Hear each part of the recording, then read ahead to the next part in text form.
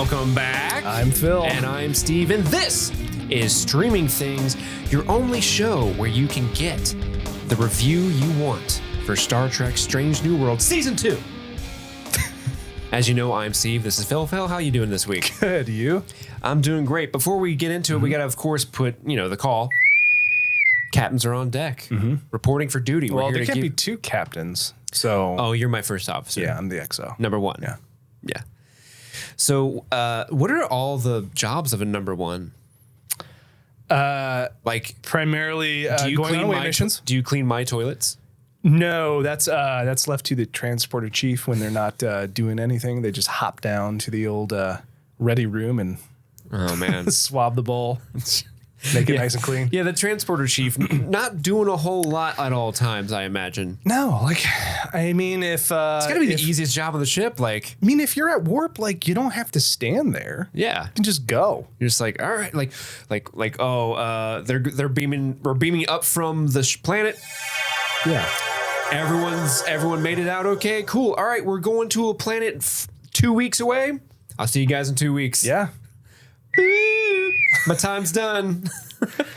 They don't talk enough about how in Disco the transporter is then aligned with their comm badge. So all they have to do is just tap their chest and they go.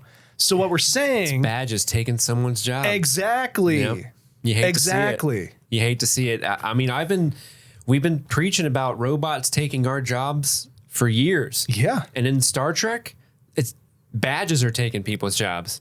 Have you seen Lower Decks? Badges literally coming to kill you. In the 31st century, when was the later Disco? The future. The future. Like the distant future, 1,000 years. Yeah. Yeah. But we're not here to talk about Disco. No. We're We're here to talk about Star Trek Strange New World Season 2, Episode 3. Yeah. Tomorrow and tomorrow and tomorrow. That's the title. That's the title of the episode. Directed by Amanda Rowe and written by Akiva Goldsman and Alex Kurtzman. Fun fact about Amanda Rowe: she's a Torontonian, and she directed possibly your favorite episode of Strange New Worlds, Elysium Kingdom. Yep. Yes. Back again. I think it shows because this episode, I think, maybe the most, definitely a fun episode. Maybe the most fun episode so far. Episode 1 was pretty fun, but episode 1 was fun. But this one was pretty fun nonstop until the last 10 minutes or so. Yeah. Sure. So this Amanda Rowe, I like her for 3 reasons now. 1, she directed Elysium Kingdom. 2, she directed this. 3, her name reminds me of Ro Laren, and I'm always happy to be reminded of Ro Laren. Okay. Oh, Ro Laren. We love you. Yeah. But so Phil, this episode has a very important or very unique sort of device that kind of holds the story together. Yeah. Time travel. And listeners, you may not know this about Phil. It's something I've dealt with Phil for years. And that is Phil does not like movies and or TV shows that feature time travel. With exceptions. I don't like time travel because it makes no sense. My brain thinks in very linear time ways, I suppose. You're not all about that timey-wimey stuff? Did we talk about the Doctor Who thing on the original Patreon episode? We definitely didn't talk it on here where more people listen. Okay, right. I don't like Doctor Who because he time travels. That's the whole point. So, look, it's just not for me. I don't like it. Don't yum is yuck. Yeah. And I'm not trying to say that it's all bad. It's just, it's not my preferred story. The other thing is, Star Trek has abused time travel way too much. They have abused time travel a lot. TNG couldn't go 3 episodes without getting in silly outfits from the Renaissance era. I actually just forgot the TOS movie, Star Trek 4. That is one of those movies that's just really dumb, but it's really good because it's dumb. Star Trek 4, The Voyage Home. The Voyage Home, yeah. Mm-hmm. Yeah. they go back to San Francisco in like 1985 and The future. Antics ensue. For some reason, I think the thing that bothers me about time travel in Trek is they never fucking go anywhere but our current decade. Like the decade in which that episode is made. Yeah. They always go back to that time frame. If they would just make an episode where they go back to, I don't know, 16 whatever, or maybe they go in the future, like, I don't know, 2063, like First Contact did. Yeah. Like just anywhere but current day.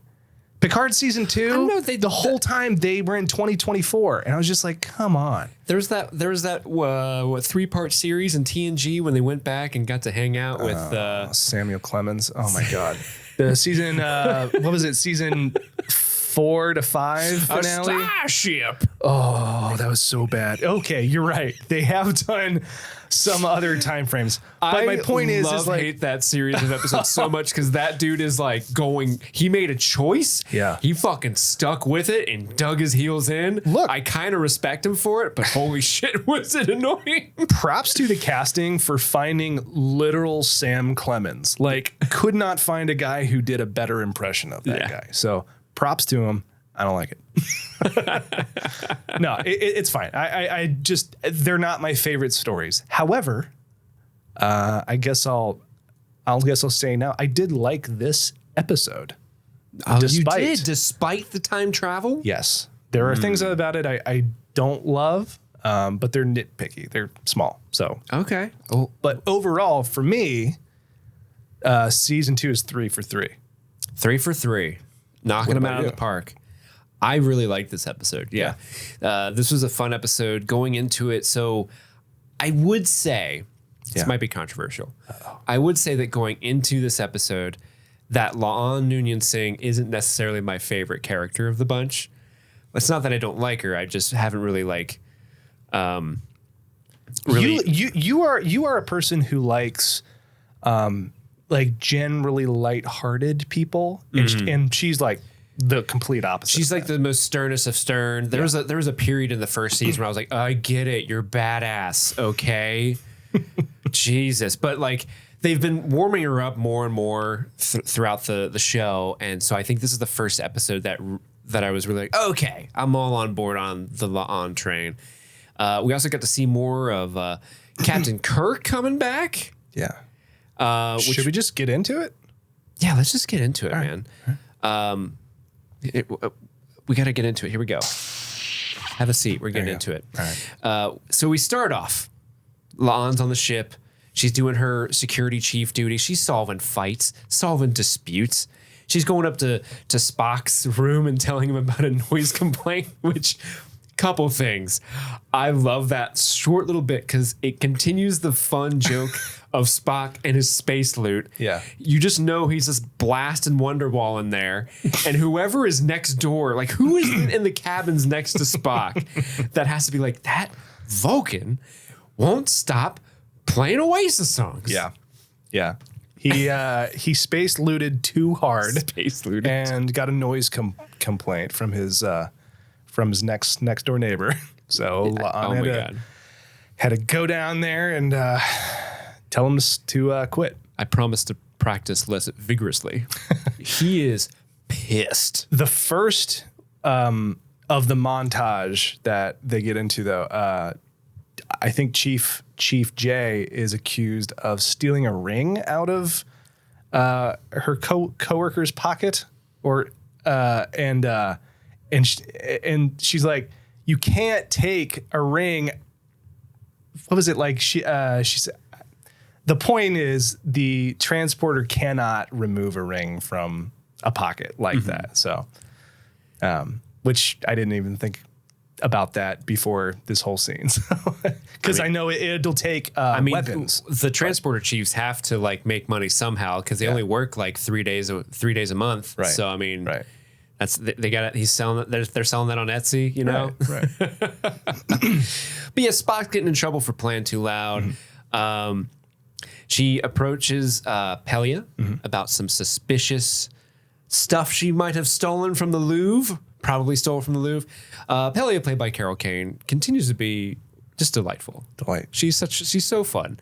And you mentioned something because what does she says something that's like the first time she said, well, she threatens to move to her home in Vermont because she doesn't appreciate being accused of stealing. And she said she's going to move to her home in Vermont if this socialist utopia thing turns out to be a fad, which I believe is the first time socialist utopia as a vocab word has been used in Star Trek, even though it's been in our face the whole time. Yeah, that's been the big in joke is to call Star Trek a socialist utopia. Yeah. And it's funny that her what she wants to do to escape a socialist utopia is go to Vermont. Yeah. Bernie Sanders like, I kind of, that sounds great. Yeah, come to Vermont. It's not a utopia. It's not sad. It's just okay. It's fine. We all just have our own cans of Campbell soup. We deal with it, and we wear mittens and ride the bus. Okay, that is Vermont, even in the future. I'm still alive.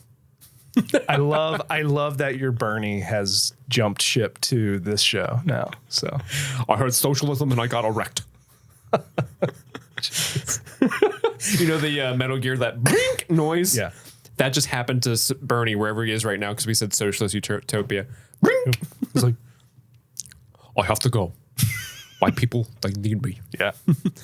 Unions assemble. So she's like, hey, tell the Louvre to stop calling me. I'm going to Vermont. See you later. Bye. Lon is then, she's sparring with Mbenga. Yeah. Because we know he's like he's not just a doctor. Dude can beat some ass if he wants to. So I guess he's that's the sparring he's been doing with Lon. He uses her energy against her and kind of gets her to like get thrown on the ground. And he tells her that, hey, doing all this stuff by yourself is going to be lonely. Doesn't have to be, though. Doors open if you want to talk. And she's not about that. I'm sorry, you an attractive Starfleet captain that has legacy and nostalgia wrapped up in his name? No. No thanks. That's my type, apparently.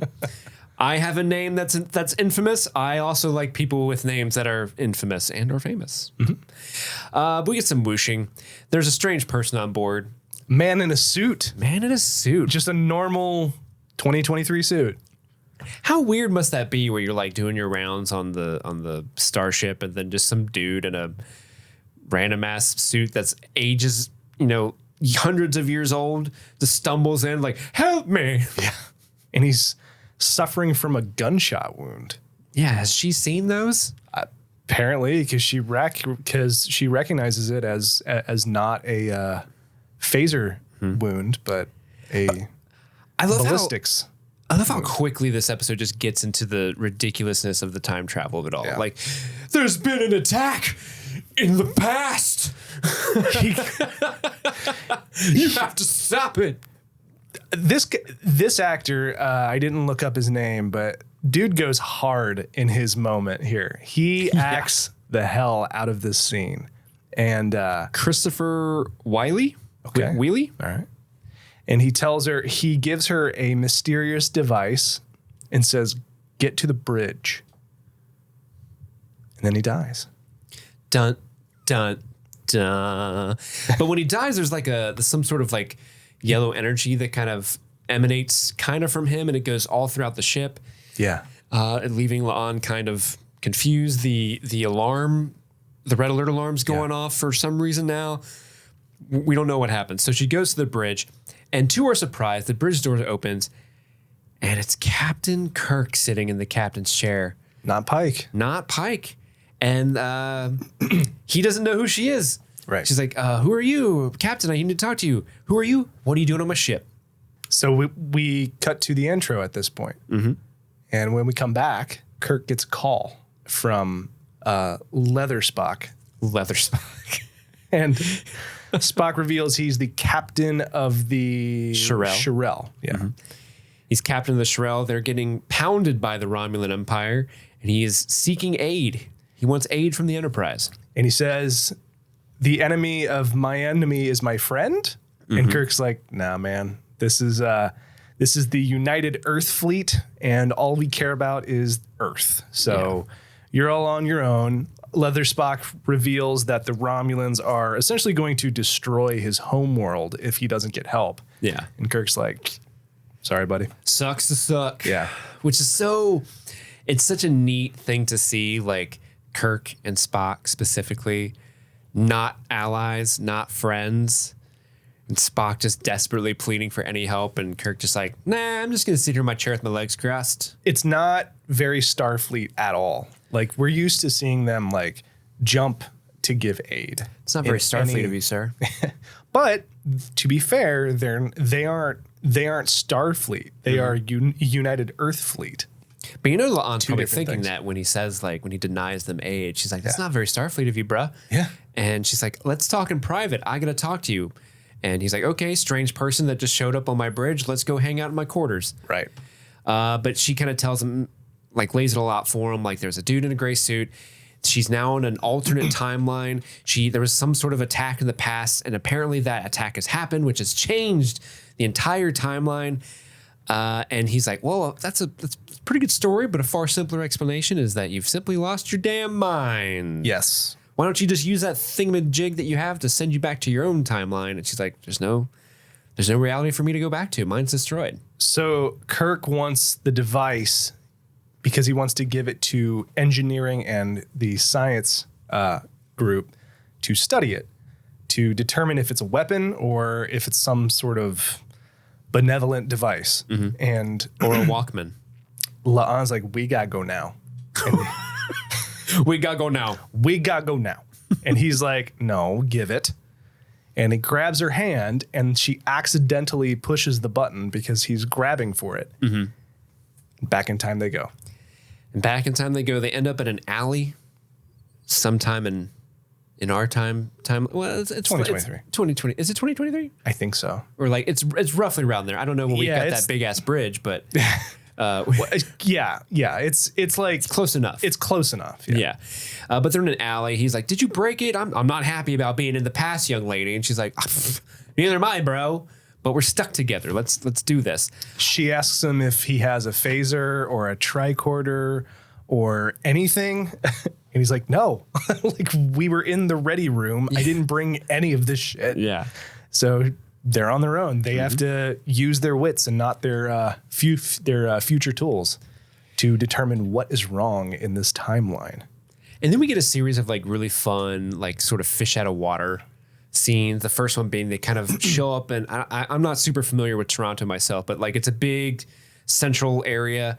You get some news chyrons on the screen to say budget overruns on Lake Ontario Bridge, an important bridge. The funny thing is there's a building in this shot that I immediately saw, and it says Toronto Eaton Center. So to me, I'm like, oh, okay, they're in Toronto. Yeah.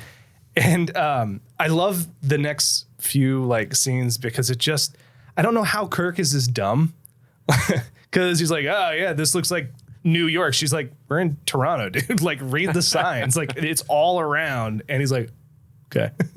I can hand wave that specific bit away because if he's in this timeline where like he's been at war, his whole life basically, and he never went to Earth, and Earth is a ruin, that he may not be super up to date on like what the city looks like or even like know what to look for. Can he read? We don't know. I've never seen evidence that Kirk ever reads. Well, he makes this later on. He makes this like smug comment about 2D chess being idiot's chess. Yeah. So come on, Kirk, like just read a sign and you'll get it. Yeah. There is one thing that happens later in the episode we'll get to that I was like, okay, all right, man. Yeah.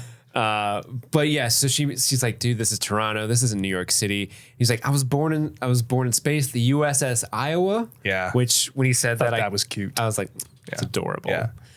It's adorable. Yeah. But Earth apparently in his timeline is a ruin now. But they need to get normal clothes because they're sticking out in their Starfleet / Earth United Force fleet robes. United Earth Fleet. Yeah.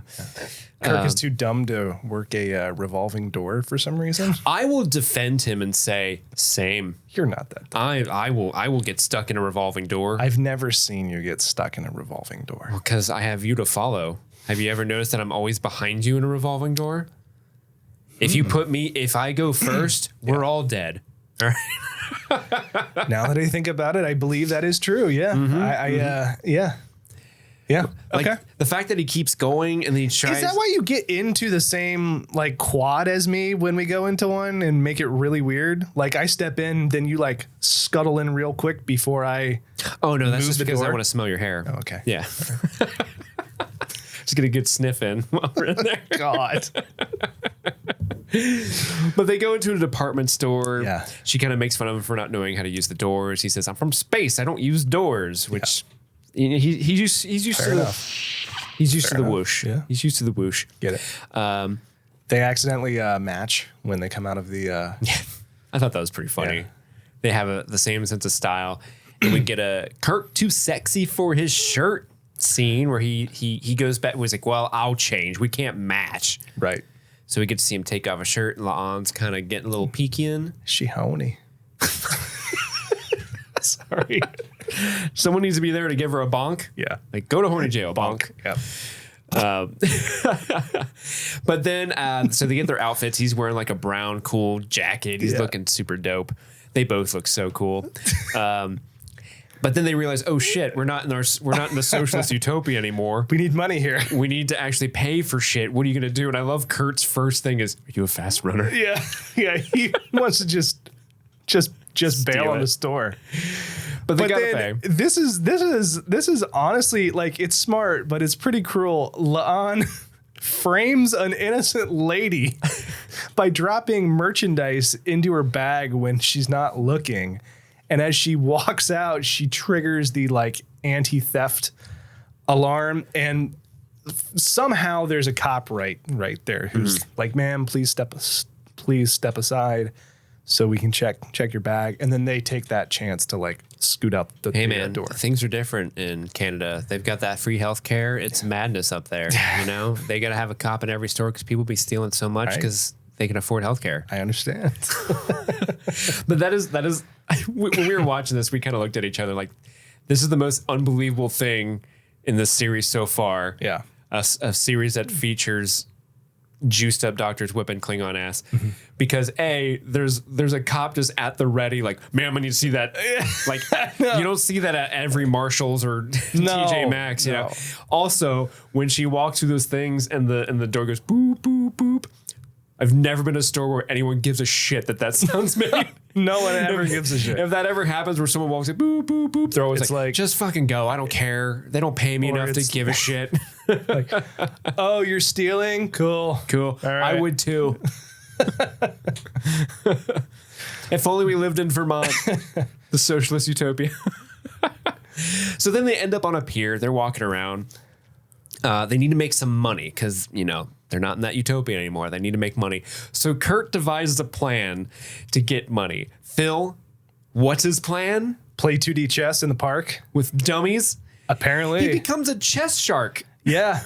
Yeah. Well, and it's presumed he's so good at 2D chess because 3D chess of the future is so much harder. So if you're good at 3D chess, which presumably Kirk is, 2D chess is for chumps. Yeah, it's for chumps.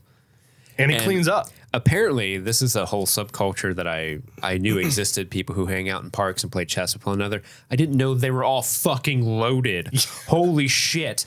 Like, the amount of money he gets off of hustling 10 or 12 people in the park in chess, the stuff he buys in this episode. Oh, we don't even know how much he makes until the episode just keeps going. Yeah, and it keeps going. As you think back, like, how much money did Kirk win in this park? Maybe he just won a certain amount of money and then he was able to go invest it. And what? I was just like, okay, so like he plays chess. Yeah. He beats 3 or 4 people in this montage. Mm-hmm. And then he goes and buys hot dogs. Yeah. Believable. Yeah. Believable.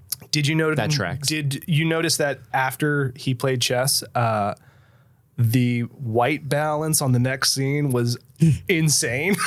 It was like immediately like this pinkish orange it was color like, grade. Hey, Canada's going through wildfires right now. Let's make this super realistic. I was like, wait, did they look at what the last scene was to this scene? Yeah, it looked, we both commented on it like, wow, this is off-putting. This is strange to see. So I watched it this morning when I woke up, and then I watched it again with you. And currently today in Cincinnati, it's very smoky because of the wildfires. Yeah. And I saw this scene, and I actually tracked back because I was like, wait, did I just imagine that it got more like warm or like what's the deal with this? And I think it's one of those things where it's like time has passed, so the sky looks different, I guess, but it didn't look right to me. It looks hazy. Yeah, it didn't look right. Yeah. So that sort of bumped me a bit. I was like, whoa, wait. Yeah, I wonder what happened to the scene. I wonder if we would be as affected by it if the world wasn't the way it is currently today. Like literally, like they said, like if you go outside in Cincinnati today, it's like you're smoking 2 cigarettes. Yeah. Well, for an 8-hour exposure. But yeah. So I wonder if like we didn't have that on the top of our mind, if we would even think twice. I thought it was more like since both of our jobs involve like white balancing images and video. Yeah. I think we are more sensitive to it because that's what we do for a living. Yeah. So but you're right. Like there is that whole wildfire thing to it too. The world is a campfire. Let's see. But yeah, he goes and buys hot dogs. For a second, I thought he was just going to like, here's money, because he doesn't know what the denomination of bills are. So I thought he was just going to like, here's $100 for these 2 hot dogs. Which tracks because it does say on the bills what they are. But as we've established, Kirk cannot read. Yes. So I'm paid to lead, not to read. And he's trying to get La'an to enjoy a hot dog. They say they all got sent back for a reason. But then Kirk is kind of taken aback by witnessing an actual sunrise on the planet Earth. Sunset. Or sunset, That's the second time this week you've mixed those I'm up. like sun dyslexic or something. Because I like, like the sun, it'll be the afternoon. I'm like, what a gorgeous sunrise. It's setting. It's going down. Rise means to go up. It's rising somewhere, Phil. It's rising the other way. It's rising somewhere. Yeah. But yeah, he kind of talks to La'an, and he actually, it's kind of written as a joke, but I thought this was actually a pretty good advice where he was like, you know, hey, don't skip out on good hot dogs when you can get them. Yeah. Because he's saying like they don't exist. Sunsets don't exist in his timeline because Earth is destroyed. And like it's so bad. So she's kind of mad at him for sort of loving this and having fun with it. And he's like, hey, this doesn't exist where I'm from. I have to take advantage and just enjoy life while I can. She even says like, it's weird. This world seems so pleasant. And he says, and then Kirk's like, yeah, it's awful. Oh, darn. As a joke, but he reveals that Earth in his timeline is unlivable above ground. Mm-hmm. So they've got like a series of subterranean tunnels, I guess, that people can survive in, but above ground is just for the hollow Earth. Nonstop ash and awfulness. So he's never been on Earth. Like he reveals he's never been to Earth. So where he is now is like his first time on Earth. Yeah. Which is pretty crazy. I mean, that says something about James C. Kirk. First time you go to a planet, you start hustling people with chess, like not 2 hours into your stay. Dude knows what he's doing. But with his chess shark money, he somehow purchases the swankiest, largest, nicest hotel room I've ever seen in my life. It's got 2 rooms because they can sleep separately. Right. But he's like, on a couch, but still, like there's another whole room. He's so. It's a condo. They're in a condo, like Look, a high-rise condo. Here's the thing. Steve and I, when we stay at hotels, it's your one room. There's a bed. Replace that H with an M. There's a bed.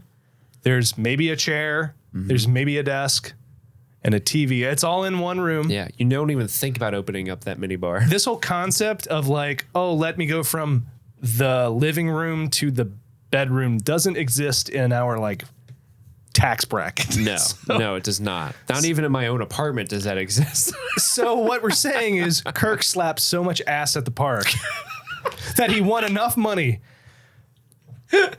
to rent. Is that what you call it when you like kick ass and chest? You're slapping ass? Yeah.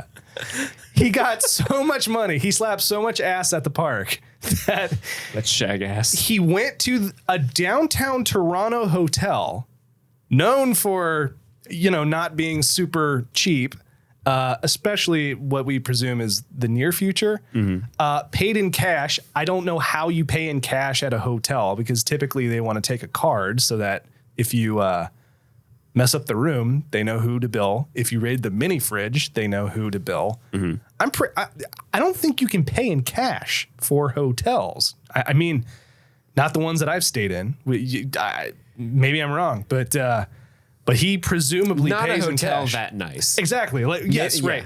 The If one that he's in doesn't you seem went- like a hotel that. Yeah, if you went to the Super 8, you probably could get away sure, with it. sure, yeah. Or like the Motel 6. Yeah. They're begging you for money. Some motels you pay by the hour, all right? I'm pretty sure it's a hotel. Yeah, it's a hotel with a view too. Yeah. Of one of the longest bridges in the world that we find out. It's a big-ass later bridge. on. And this scene, La'an wakes up. She can't sleep. No. She gets out of bed. She puts on a robe. She goes and stares at Kirk on the couch. She's dreaming of Gorn babies. Kirk's asleep. She watches him sleep for a bit. Cute. She walks off. But Kirk was not asleep. And he looks up. Doesn't see her. And that's the end of that scene. Yeah. He's like, oh, good. I have to rip one. She's gone.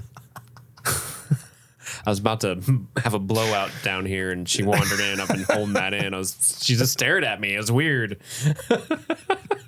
Do you have a those hot sound on that board for that? I don't. The man had at least 2 hot dogs that we know of, right? Did he put toppings on those, or were those just like straight up dogs?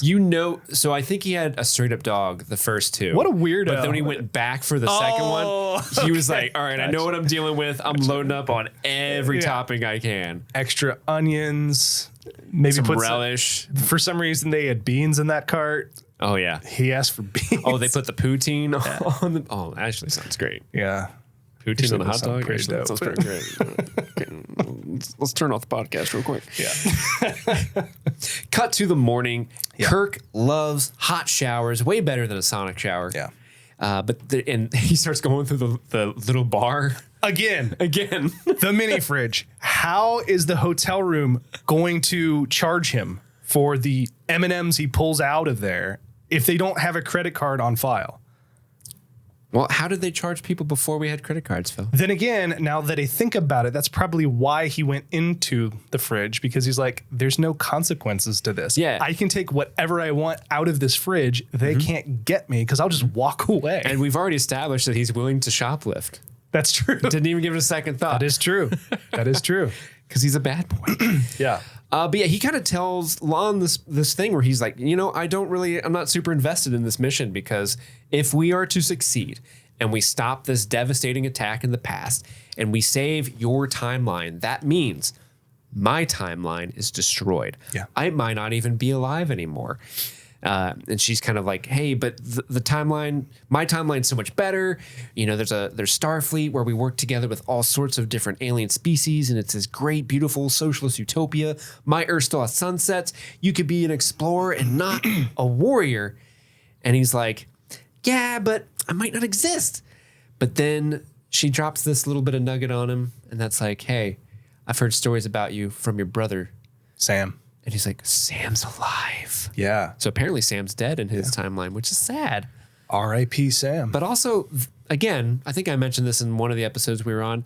Sam Kirk, every time that guy shows up on screen, I assume he's going to die right then and there. Well, that dude is just one trip into a desk away from dying off the show. in the alt Kirk timeline, he did. But after that big bombshell of Sam being alive, there's an even bigger bombshell behind him. The bridge that they have a beautiful view of in their beautiful, amazing apartment/hotel room. The big ass bridge blowed up. Gets blown up. And it is at that moment that La'an gets it. The message from the mysterious guy who beamed aboard. Get to the bridge. Ship. It didn't mean the bridge of the Enterprise. It meant this bridge. Yes. And you know what else La'an gets? What is that? What? She gets that we have to thank the patrons for the month of June for streaming things. That's right. You can go onto patreon.com/streaming things and become a patron of this show and help keep the lights on and the wheels running. And if you subscribe at a certain tier, you can get your name called out just like these super patron producers have for this month. You want to hear these names, Phil? Yeah. Oh, here they are. I'm going to give them to you. Okay. We got Chester Copperpot, Stanton Valentino, who does a great job making Instagram reels for us, by the way. Yay. Svento7, Pills, baby. Jay Scramo, A.K. Ashley Ray, Alan Tomlinson, Wendy O'Laughlin, Jason Hawkins, Trey Barrera, Conrad, David Malfara, Kaylee Sampson, Rabbit Dog in a Barbie car, Jose Ruben Cruz Rodriguez, Alexis Adler, Thomas Alexander, Amy, Joe Velez, Valerie, Aaron Layton, John Collins, Amanda King, Sun Loving Mortal, Andrew Gray. Real quick, I know I passed this name, but John Collins is like the name of my nephew, and every time I read this, I always think, oh, Jonathan, but it's not him. Thank you, Dinklage Morgoon, Jen Robinson, Kate, Chloe Richardson, Kalisha Reeves, Kiki Newton, Kevin Strother, Jeanette Murphy, Casey McCain, and Enza. What's up, Enza? What's up, girl? I'm always really bad at coming back from reading these names. I don't know what to do. It's okay. It's just you do it every time you record, so We're just innocent men. Normal men. we're just normal men. Have you seen that? Oh, yeah, of course. Just innocent men. Well, these people who bombed the bridge certainly are not innocent, Phil. No. They get down to the bridge. There's already like the cleanup crew and paramedics and the police and other agencies are there. But this is not the moment that they have to stop from happening. This is just part of it. This is like the big clue. Get to the bridge. Boom, it's here. Hello, come over here. So she ends up harassing this photographer that's nearby that's taking like photos. And you had a very visceral reaction to her harassing this photographer. Do you want to talk about why? She asks, well, she actually demands to see the pictures that she just took. Mm-hmm. And as you're a photographer. As somebody who does event photography, that is like my worst fear. Is that someone comes over and is like, let me see that photo you just took. Yeah. Hey, buddy. That is nerve-wracking as hell. Mm-hmm. So the fact that she was cool about it and like actually did show her, which like I would show the person to, I wouldn't like it, but still do it. It gave me like, I could just imagine being in her shoes and being like, I don't want to do this. This sucks. How awkward would it have been if La'an was like, let me see that photo. And she's like, I don't really want to show you. No, I need to see it. Let me see your photos. She pulls it up. It's like, Butts. these are all butts. Wow. We went to the same point. Why are you taking photos of butts? I like firemen. Yeah. But luckily she was taking photos of the wreckage and she's like, hey, can you enlarge this? And she's like, you mean zoom in? Yeah. But there's like this type of scarring or scoring on the charring on the wreckage. And La'an's like, I know that. That's from a photonic bomb. Yeah. And so they decide they got to follow the evidence because they're loading it into a truck. They're going to take it away so no one can see it. Notably, the photonic bomb that was used would not have been invented for like 100 more years. So that's why it like stands out to her. That is her first clue. Like, this is what we need to like follow up on. Mm-hmm. Yes, exactly. But so they need to follow this car. They're loading up into a van. And so Kirk's like, I got it. Yeah. Follow me. And he does the Vulcan nerve pinch to some poor random guy trying to get into his red car, very fancy car. I'm not a car guy, so I have no clue what to call that car other than sport car. The red Bumblebee is what I'll call it. The red coupe. The red coupe. But yeah, he gets in, and I love. There's this really long shot where, the van's starting to get away, and Lon's like, "Hit it, we gotta go." And he's like, "On it," and he's turning the car on. He can't figure out how to like get it to go forward, and there's this long take of Lon just staring at him. I was rolling. That was so funny. Just her looking at him with such disdain. Yeah. While he struggled. She's like, really? Really, man? Come on. It's not like it's a stick, bruh. But then we discussed at that point, like, if we were thrown back in time and had to like start a Ford Model T, I don't know that I could figure it out in an instant. So, dude, if we got sent back to the 1800s, I wouldn't know how to start a horse. You whip it. Whip it real good? Whip it good. I don't want to hurt a horse. Yeah, I know. Sorry. I'll just be like, can you please go? Can you please show me the meaning of haste? But yeah, she's like, hey, man. Did you wish that they had found like a less cool car? Like if they got in like to a Dodge Stratus, like a Dodge Stratus or like a 2006 Ford Focus, just like a nothing car, just like great. Like, why did they have to get like the cool red coupe? Because it's Kirk. I know. His middle name is discreet, Phil. Right. Which Lon gives him shit about his middle name. Yeah. A, you're not discreet, brother. No. B, your middle name's Tiberius, the most insane name ever. We find out that because they start talking about Sam again, we find out Sam is actually his middle name. His first name is actually George. Did we know that before? I don't think so. I'm not super well versed in the Kirk's brother lore of Star Trek. Same. I don't know. If that's new info or not. Okay. So, but yeah, he mentions like her name is also very funny, and you realize he's never heard of the Noonien-Singhs. Also, I don't know if you caught this or not, but he messes up her name. Says Soong. Mm-hmm.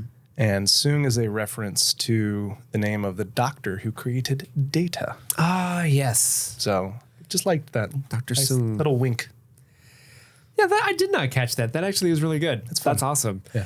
But yeah, so he's from a timeline that's never heard of her lineage, which is like the most infamous name in Star Trek lore. Yeah. Of course, referring to Khan. Yeah. Mm-hmm. Khan. Mm-hmm. Let's see. Kirk does some six spins in the car. I hate this scene. Oh, you don't like six spins? I don't like this scene because... Are you not a big fan of Fast and Furious films? I've never seen one. Oh, they're pretty good, actually. Yeah. I kind of like them. They're dumb. They're about family, I believe, right? All about family. Okay, gotcha. Yeah, with some cars. No, he drives through like a public plaza, and he's like missing like pedestrians and shit. Mm-hmm. And as somebody who rides his bike a lot, you'd prefer he hit the pedestrians? No. I'm like extra sensitive to like being hit by cars, not because I've ever been hit by cars, but because I've been close to being hit by cars on my bike. So seeing this like fast moving red coupe through like essentially a not street bothered me. Phil, if I ever had to call you a shape, it would be a square. Oh yeah. Well, this maybe when you were public square. Maybe you were almost hit by a car because they were trying to save time and space, and you just happened to be the NPC in their story. Shit, I didn't think about that. Yeah. You're welcome. You should find those people and thank them. So what you're saying is every time a car drives real close to me or honks behind me. Yes. And maybe gives me the middle finger. They're telling you you're number one. It just means that they're trying to save the timeline from disaster. That's how I like to think about it. Okay. It really helps with the road rage when you have that point of view. That's like, a good... Oh, they must be saving some kids. Okay. All right. That's why they're in such a hurry, not because they're a dick. I'll keep that in mind. But he does some six spins. There's a funny thing where he's like, hold on. And she like grabs the, what do you call it? The arm thing in the car. And he's like, I didn't mean literally. But this eventually gets him pulled over because he's driving like a maniac. And can you imagine? I kind of laughed at this scene. Okay, this is kind of funny. So stupid. I know what you're gonna say because it's kind of problematic in a way too, where like they get arrested. There's like 6 cops for some reason. Like they're gonna arrest Kirk and they're gonna let her go. But then this woman shows up. We find out her name's Sarah, but she shows up. She's got a phone. She's the filming. photographer. She's the photographer. The earlier That's right. scene. She was the photographer. Yeah. But she's got a cell phone. She's recording them, and she's like, she's doing like, hey, you pulled over a random civil rights attorney. Oh, great. Like she's like really trying to like lean in on this, like people don't trust cops. She's recording them on her iPhone 25 or whatever it is at this point. Yeah, she's like, are you profiling him for being American? The cops are like, oh, we are afraid of this, so let's let him go now. Like they had him in cuffs, like ready to put him in the back of their cruiser, and and they just let him go because there's a woman across the street like recording them. Like it just didn't make sense. Well, now you do have to put yourself in the mindset, Phil, that these are Canadian police officers.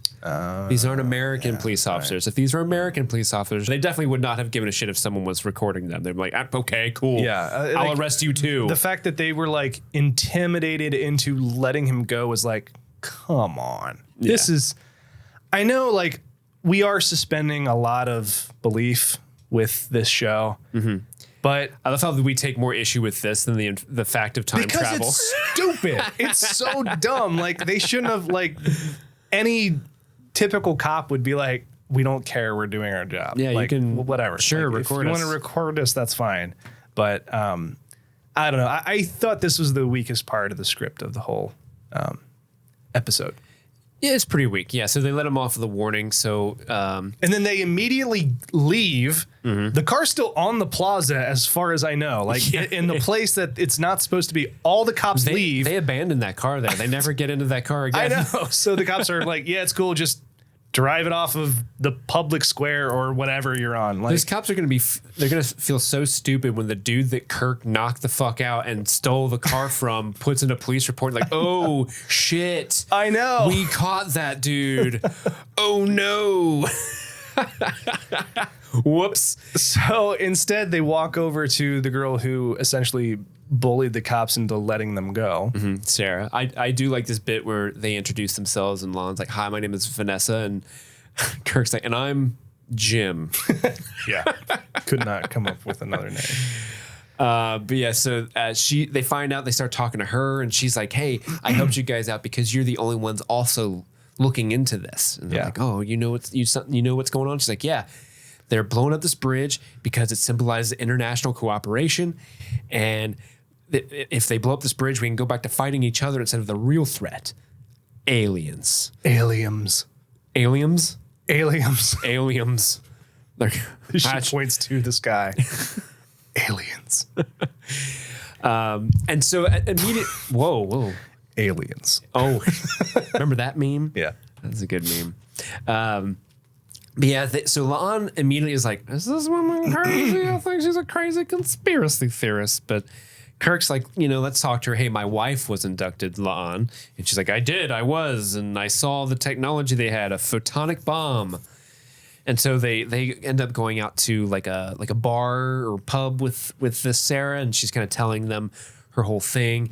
It's an international cabal. Aliens are kept secret in exchange for tech by all the governments of the world. There's probably a cold fusion reactor powering the whole damn operation, and it's all to slow down human progress. Poutine's great. I have never identified more with Kirk in this moment. Yeah. He loves 100%. Poutine. I love poutine. I love poutine too. Excuse me. Got choked up about poutine. I love it. It's so good. It's gravy on fries. I love it. And cheese curds. Oh, it's delicious. Cheese curds. It's so good. Guys, please get hip to it. If you've never had poutine, it's amazing. The thing is you're sort of like on the fence about this girl. Like, is she crazy? But then like she presents them with like pretty clear photos and evidence of like, maybe she's actually not all that crazy. Maybe like what she's investigating is like actually the truth. Yeah, she's got photos of some sort of UFO that looks very familiar, one might say. She also has a surveillance photo of some guy who was waiting outside 15 minutes before the explosion took off. And then he took off with the wreckage. So she's got something to her story. And she's just grateful that they actually listened to her and didn't tell her that she was crazy. And they go their separate ways, but Kirk's like, she's telling the truth. That ship, it's a Romulan ship. Dun dun dun. They're at war with Romulus. Yeah. And this is the dumbest thing that Kirk does in the whole episode. This is the one he's like, that reminded me that Romulans attacked Toronto first and wiped it off the map. I forgot about that. You know, that like gigantic thing that destroyed a major city in the world? I forgot about that till right now. It's right like now. Steve, it's like if they went back in time to like, I'm gonna go back in time. September 10th, 2001. Yeah. New York. And he's like, what I big event are we supposed to stop? And then it's like, oh, that's right. Like right before it occurs. So come on, Kirk. Like you should have like remembered that little detail this whole time. That was so funny for the guy who's like, I don't know what Toronto is. What is Toronto? Oh yeah, that's the place Romulans attacked and kicked off the whole war. Yeah. But yeah. Once again, Kirk's pretty dumb. Now a word from our sponsor, BetterHelp. Sometimes in life, we're faced with tough choices. The path forward is not always clear. Like you never know. Sometimes I used to sell cars for a living and I hated that job, but I made good money. I was able to buy a house. I was gone from my family all the time. I would podcast whenever I could. I didn't get to see many movies. I worked every Thursday night. It was terrible, but I was like, I got to do this. I got stuck in the middle class grind where I was like, hey, this is what's right for my family, me to be miserable. We feel like we're stuck. We don't know what to do. So whether you're dealing with decisions around your career, sometimes in a relationship, or anything else, therapy helps you stay connected to what you really want while you navigate life so you can move forward with confidence and excitement. Trusting yourself to make decisions that align with your values is like anything else. The more you practice it, the easier it gets. And like I said, I had to have a lot of practice, and it was talking through that stuff with someone else that helped me. And that's why you could find a therapist using BetterHelp that meshes with your values and the way that you see life in that perspective, and they can talk you through in a way that you find valuable and that you understand. So you can do it entirely online, get matched with a therapist like this that you enjoy, that you find value in. And if you find that it's not working, you can switch at any time. It's extremely easy to switch it. So just think about that. Think about how close you are to finding a therapist to better your entire life. So if you're thinking about starting therapy, give BetterHelp a try. Let therapy be your map with BetterHelp. Visit betterhelp.com/streamingthings today to get 10% off your first month. That's BetterHelp, HELP.com/streamingthings. So they latch on to this cold fusion reactor theory, and how do they find a cold fusion reactor? Well, they got to find some sort of engineer that could build them a device that could lead them to it. Where are they going to find an engineer to build them a cold fusion reactor finder in the Stone Ages? La'an looks at a screen in a window nearby and sees a weather report. Let me tell you. With weather over Vermont. That's my state. Yes. You come on down to Vermont, I'll tell you how to get the cold fusion reactors. We all pitched in. It was a socialist utopia. We all pitched in. We built it with our bare hands, our mittens, and now we have free healthcare for all. I'm just not going to say anything and just hope that you just vamp for like 2 more hours in the challenge accepted. Voice. You can leave. Pelly is there. Steve, this is another moment where we're both like, how much money did Kirk win in that park? Because they take a cab from Toronto to Vermont. Yes. How much money? How did they get into the United States? I don't know how they got there. Because Kirk must have won thousands in that park, and we just don't know. Apparently, we're in the wrong line of business. Apparently, I better like get good at chess and go down to the park. You gotta get good at 3D chess. Yeah, that's true. Yeah. And then you can wipe the floor with these 2D chess losers. Yeah. So once again, an indeterminate, huge amount of money that Kirk won got them down to Vermont, where they see a building with the words "The Archaeology Department" scrawled on the side. Yeah, I liked that a lot. Because Pelly is always going on about how she used to work for the archaeology department. And you think it's just like Lon and Kirk do. They think she's referring to some sort of institution or university. No, she just had a retail store that she has and owns and operates, I assume, out of her own house called the Archaeology Department. It's a fun name. Yeah, it's a great name. Yeah. That's honestly a very good name. Yeah. A lot of merchandising opportunities. You can go through that. But yeah, so they find Pelia. She kind of says, like, I know who you are. I know your secret. I know you're a Lanthanite. You stole that from the Louvre.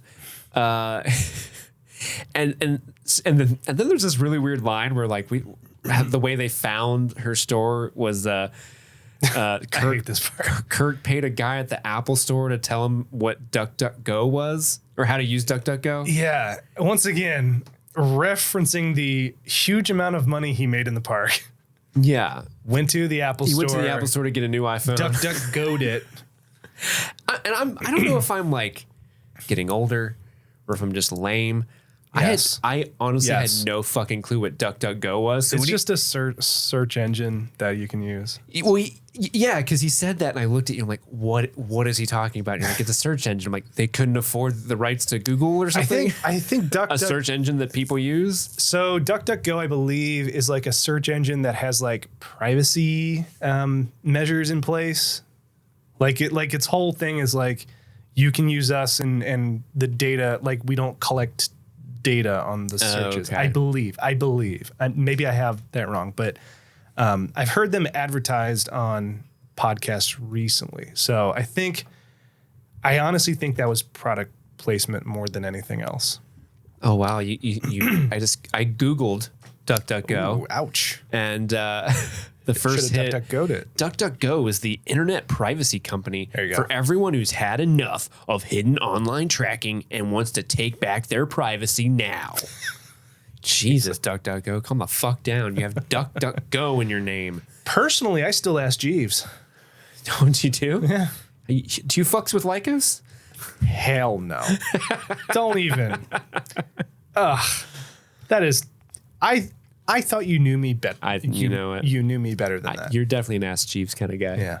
I do kind of miss the Ask Jeeves. I haven't used it in a while. I know it's still around, but yeah. But you had to like literally ask it in a form of a question. Ask Jeeves right now what DuckDuckGo is. Is it just AskJeeves.com? Are you serious? I don't know. I haven't been on this site since like 2004. Google it. I am Googling. Google Ask Jeeves, then Ask Jeeves what DuckDuckGo is. Oh, it's ask.com now? Did they change it? Does it not exist? Just type in Ask Jeeves. Does Ask Jeeves, now known as ask.com, is a question and answer search engine business founded in 1996. Steve, I got to be real. I don't think I've ever used Ask Jeeves. What? Okay, so I go to ask.com and ask.com. I'm going to ask.com. It's very different. Lots of butts. And it's just question of the day. Which of these top home security company ? What?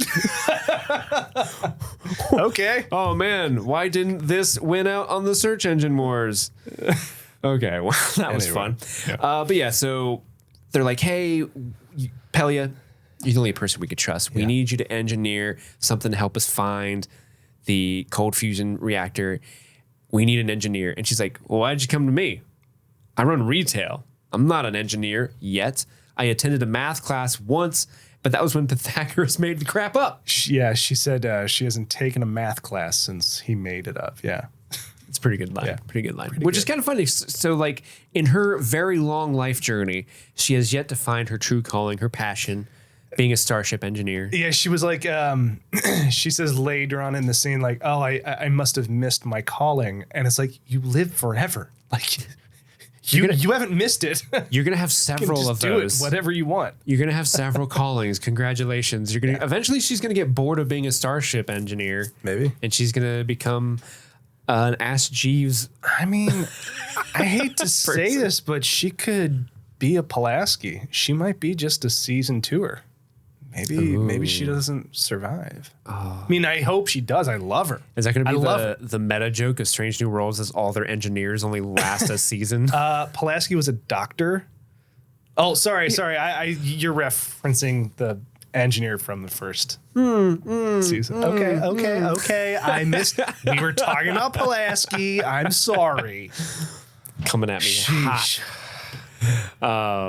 So yeah, she says like, I don't know exactly what my notes are terrible in this section because I don't know what actually led. We were eating Little Caesars pretzel pizza. I was in another world. I was unto myself. But I'll explain it. I just wrote down they need precious tritium. I mean, you're not wrong. So just the tritium. Okay, so here's what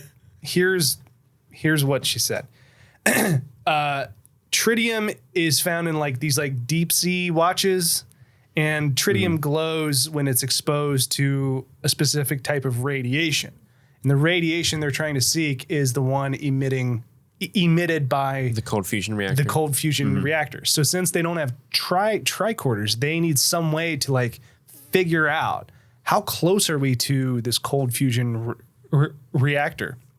And through talking with her, they realized that these old watches, because she works in an antique store, have tritium in them. And essentially, she breaks a watch. She takes off the glass to expose the tritium to open air. And then presumably they'll use that to Marco Polo their way to the cold fusion reactor. That's the official term for it. Yeah, right, Marco Polo. So, and they're like, hey, you're great at this. Like, maybe there's an engineer job for you in the future. And she's like, oh, okay. Maybe I will. Yeah. That's actually a really good impression. I'm going to work on it. Yeah. It's not fully developed. I'm working on it. Right. But yeah, I just laugh. Like Phil and I have a little special relationship to precious tritium. We made a short film in high school together called Spider Mike, which made fun of Spider-Man 2. And if you remember, Dr. Octavius in that movie is looking for tritium. And so that was also the MacGuffin in our movie. So there was a summer where we were going, I need precious tritium. And it was just like fucking Tic Tacs because we didn't know what those looked like. They were like off-brand Tic Tacs though, because they were like translucent blue mint balls though, right? Yeah. They're strange. Yeah. But yeah, so Kirk wants to wear the watch. Wait a minute. Wait. You missed the most important thing. This next scene. Shot of Toronto. Time lapse. Thank God the CN Tower still exists. I'm just saying. I was glad to see it there. It's still there. Toronto's iconic tower is intact. The Romulans haven't blown it up yet. It's still good. There's still time. Yeah. There's still time. Thank God. Thank God. Now you may proceed. Do you think Kurt saw that on during their walk? and was like, oh yeah. Is that the Eiffel Tower? Dumbass Kirk. I've never seen the Burj Khalifa.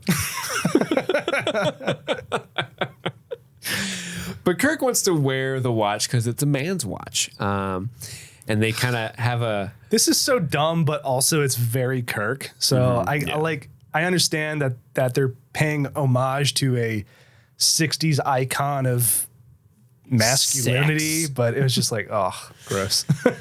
They do it in a charming way. Yeah, it's more like he's being a little kid. Like, I want to wear the watch because it's a man's watch. Yeah, but like deep down, he's like real about that though. Yeah, he's like, but also women shouldn't vote. Oh, jeez. Like he's one of those. He lures you in with that charm and then misogyny. Yeah. No. But yeah, he kind of says like, you might be the only person in the world where a hot dog saved your life. And jokingly, yeah. I mean. He's like, they're both kind of putting on the charm at this point. Like they're walking a little bit closer. It's dark outside now. They're alone. They're in the big city of Toronto that Kirk just remembered was going to be wiped off the face of the map soon. Yeah. It's very romantic. And La'an, in a very un-La'an move, kind of like opens up to him. And she essentially offers him the chance to come back with her to her timeline because she has grown to like him. She's clearly having feels for him, and we haven't seen this. I'm mode. Also starting to feel things from him too. We haven't seen this mode of hers yet because typically Soft she's tender been lawn, yeah. So that was nice. She's going to be Noonien singing his praises.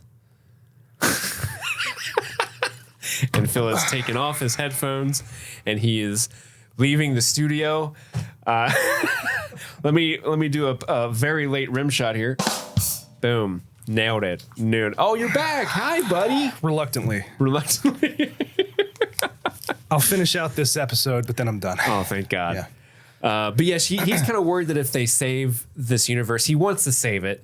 La'an's universe. He's worried that he's just going to disappear. He wants to go back with her to her universe, and she's like, "Well, hey, this little doodad took me back. So if you're with me, you can come back to my universe with me, in theory." Mm-hmm. And he's like, "That sounds kind of cool." She also kind of contemplates like, "Hey, maybe life isn't so bad with people not knowing who the Noonien-Singhs are. The Scarlet Letter." My whole life, it's been the Scarlet Letter my whole life, and Kirk pretends like he doesn't know what the Scarlet Letter is or Hawthorne is. He pretends. Dude can't read. He's never read this book. He did like, I'm kidding with you. They kiss, and then as soon as she got like a step ahead of him, he's like, duck, duck, go. Like, who is Scarlet Letter? He thinks it's a person. Like, he's just so dumb. I duck, duck, go'd it. The guy at the Apple store gave him a phone because he's like, this guy's so dumb and he doesn't know where he's going. Here, just take the like model off the store shelf. Here's DuckDuckGo. Here's Chat GPT. Just ask that whatever you need and you're good to go. Hey, Gus, it's me. Yeah, the guy from the Apple store earlier. Yeah, the one you told about DuckDuckGo. Question. But yeah, so this leads them. He puts the moves on her. He leans in, gives her a little kiss. But La'an kissed him back. Uh-oh. Haven't seen this mode. The security is compromised. The security around my heart has been compromised. No. And as do you ship these two as hard as you ship Spapple? Not as hard, but yes, I do. At the end of this episode, of course you would. Yes. You know why? Why? Because I love love. Oh, Jesus. I love You're love. So gross. Oh my God. They kissed. Her icy heart has been melted because James C. Kirk is just that wry, sly devil. He's just kind of a dumb hunk. He's a himbo. Yes, he is. He's a total himbo. Yeah, I love him. I love him. But as they're smooching, her watch lights up, and he says, "Hey, you broke your promise. You told me you were going to tell me when the that lit up, and you didn't." I kind of missed the whole promise thing. So when he said like you broke your promise, I was a little like, "Wait, what? What happened?" Yeah, you asked me, and then I had to explain it. You promised you wouldn't kiss me, no matter how much I tried to get you to. This is the next moment where I was like left scratching my head because the watch glows. They look over, they see a brick building, presumably locked. How the fuck did they get in that super secret building with the Noonien-Singh Institute inside? Well, what you see is La'an put stolen clothes in someone that happened to be walking by, and it set off an alarm. The security guard had to go get him. Okay. Yeah. That's her move. What would have been funnier is if the guy whose car got stolen was walking by.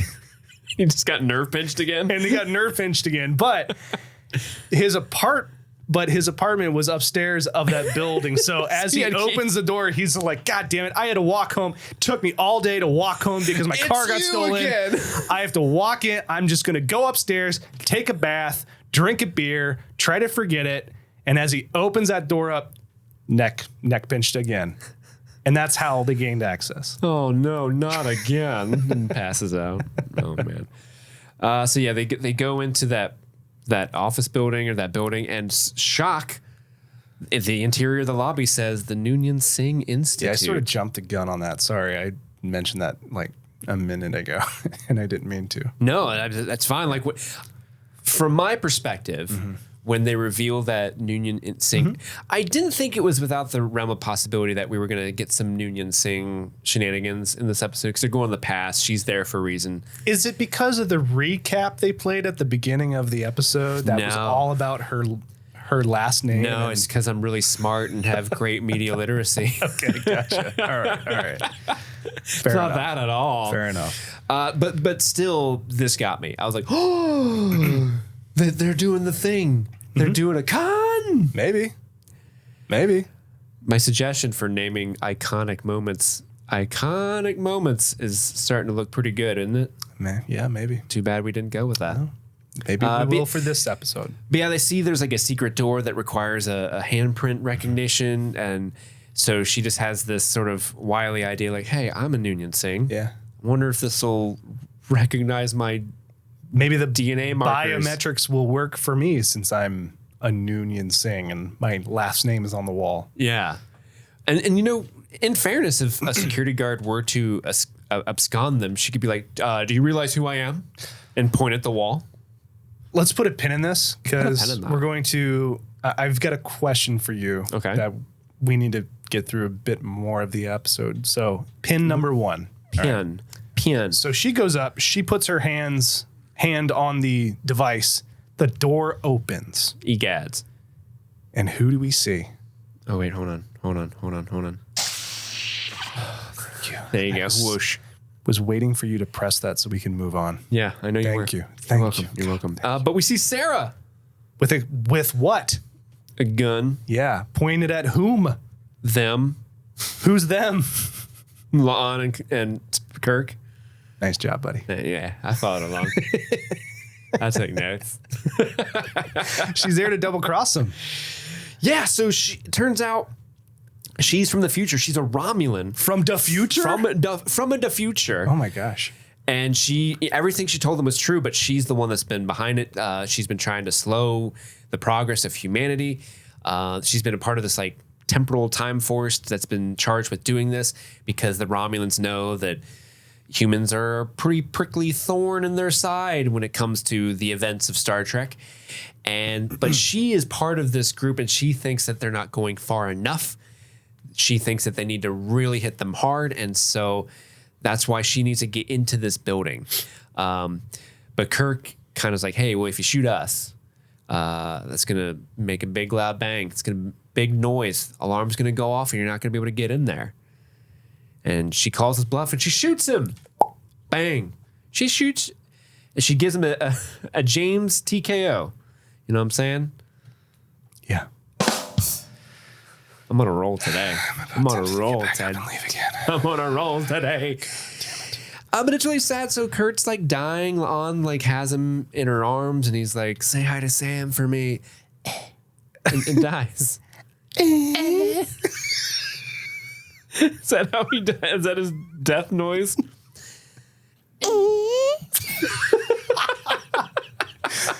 I wish the listeners could have. I hate that. Stop that. Oh no, stop. I wish the listeners could have seen how excitedly you worked that board to get to that one specific button.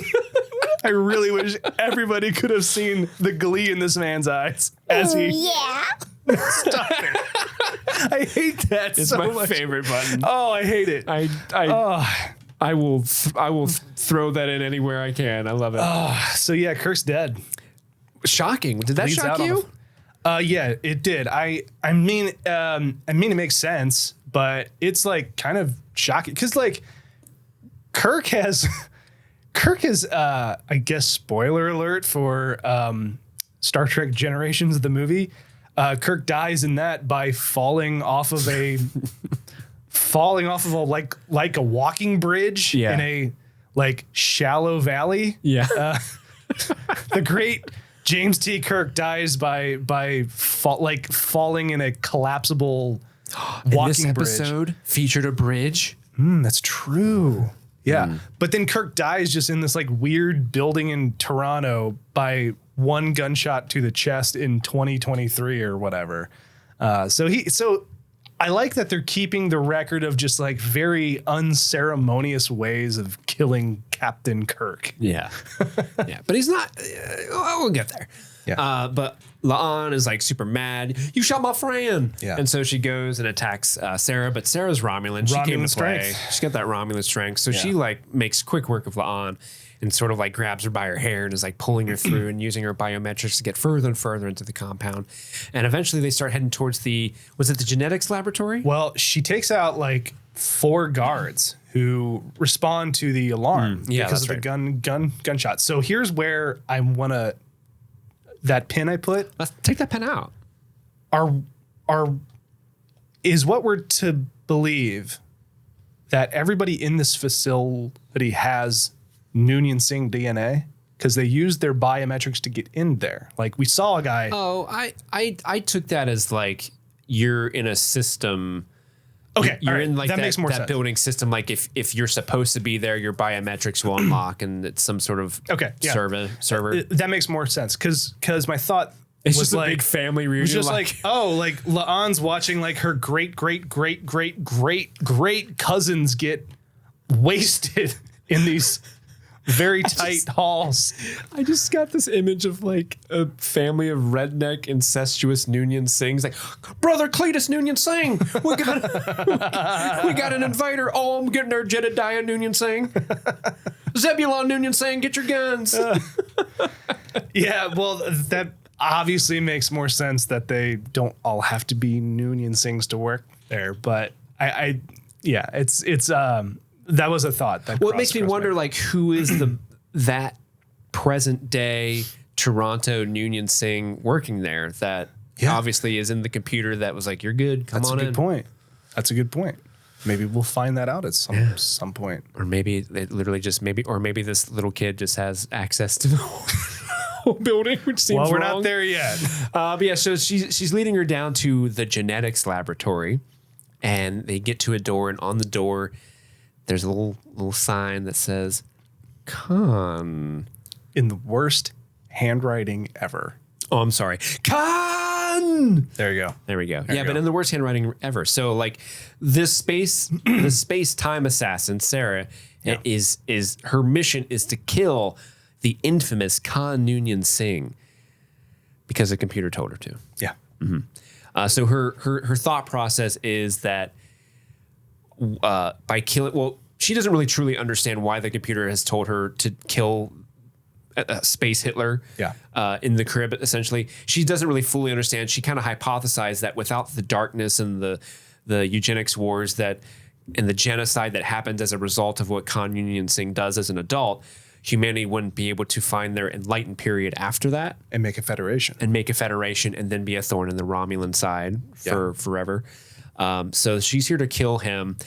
She said that she wanted it to happen or something similar to happen since like she's been here since 1992. Okay, so this is the only part that I'm not super clear on. So did she like overshoot the timeline and go back too far, and then she had to wait until Khan was of a certain age?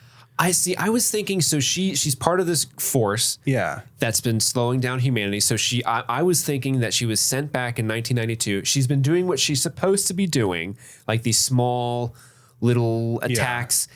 But she's like, the real big thing is killing Khan. Okay. But I got to wait 30 fucking years to do it. And so that's why she's like, I need to get off the shithole. I've been here way too long.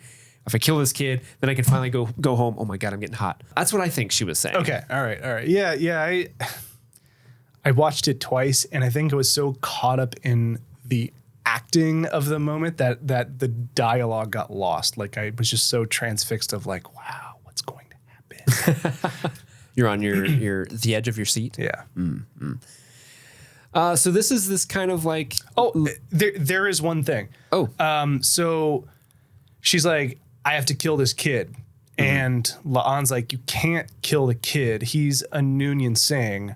I'm a Noonien-Singh. I can't let you kill this kid because if you essentially kill him, then I don't exist. Mm-hmm. And that's a time paradox. Sarah reveals that the device in La'an's pocket actually keeps her safe from changes. So even if she kills Khan, La'an's safe. Yeah, and she can she can return to her timeline, and presumably there will be no like legacy of Khan, which has plagued La'an her whole life.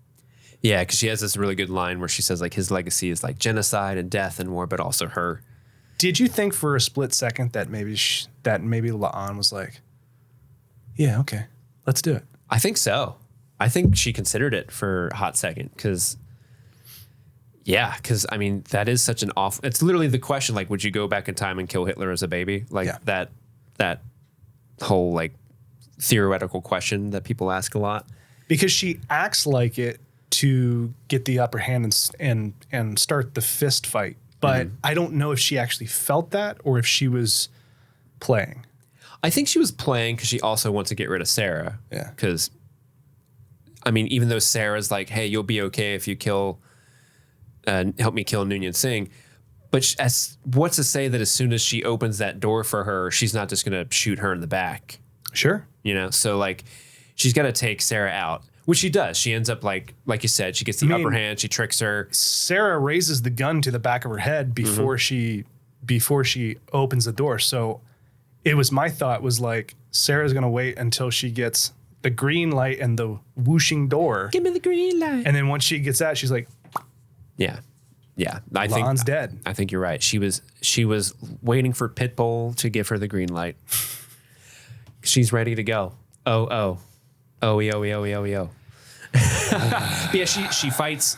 La'an kind of gets the jump on Sarah. They fight for a little bit, and La'an ends up shooting Sarah and killing her. And Sarah takes like the equivalent of like time space cyanide capsule and just disintegrates in a puff of smoke. Green smoke. Yeah.